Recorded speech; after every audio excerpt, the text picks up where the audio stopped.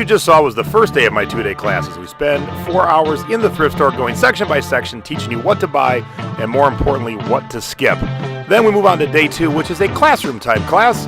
And there I teach you better ways to take pictures, how to do better listings, how to do better shipping, basically how to make more than your competition. We make it a lot of fun, a lot of learning, and you leave these 2 days with your head full of knowledge that will push you to the next level of your online selling business. Now, this is not the first time I've been in our nation's capital. I've been to DC twice, both times on Capitol Hill, talking to senators and congressmen about what us as small business owners need from our government to have our back.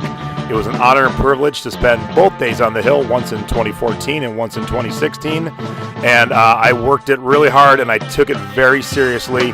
It was my pleasure to represent all of you that sell on eBay. So I look forward to getting back to DC and teaching these classes and having some fun. And I'll probably bring back my socks I wore on Capitol Hill because they're the most patriotic socks I own.